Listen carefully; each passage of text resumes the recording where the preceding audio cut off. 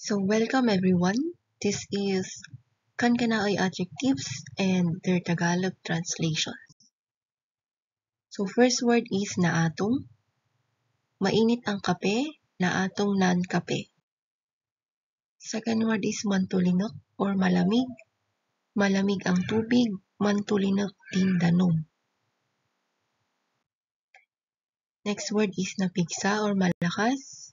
Malakas ang ulan, napigsa nan udan.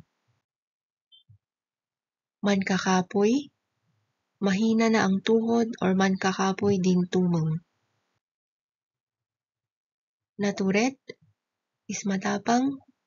Matapang na tao si Bibo. Natured ay tao si Bibo.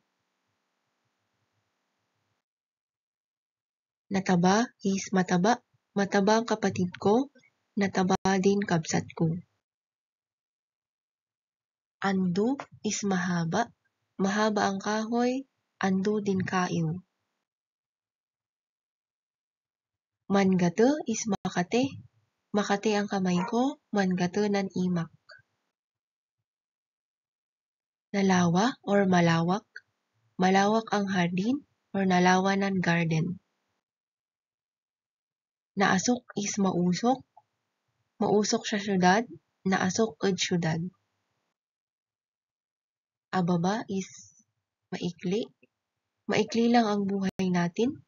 Ababa lang nandin biyagta ko. Dakdake is malaki. Malaki ang paa ko. Dakdake nan sikik. Next word, napudaw is maputi. Maputing dalaga. Napudaw ay balasang. Natalna is tahimik. Tahimik ang lugar namin. Natalna din lugar mi. Tagari is maingay. Maingay ang mga bata. Tagari na nuuping or aanak. Mayat. Maganda ng pakiramdam ko. Mayat on na naliknak. Next word, adalom. Malalim ang dagat. Adalom din karayan. Nagasang is maanghang. Maanghang ang sili. Nagasang din sili or nagasang nan sili.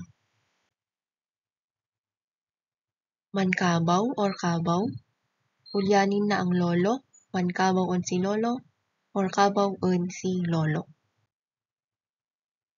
Adawi is malayo. Malayo ang bahay namin. Adawi nan buoy mi. Asag-en is malapit. Malapit sa eskwelahan. Asag-en din eskwelaan or asag-en ed eskwelaan. Napartak is mabilis. Mabilis ang takbo ng sasakyan. Napartak ng taray din lugan. Manakuu is mabaho. Mabaho ang basura. Manakuu din basura or manakuu nan basura. Last word, nasileng is makintab. Makintab ang sahig. Nasileng din datar. Thanks for watching. Please like, share, and subscribe. Bye-bye!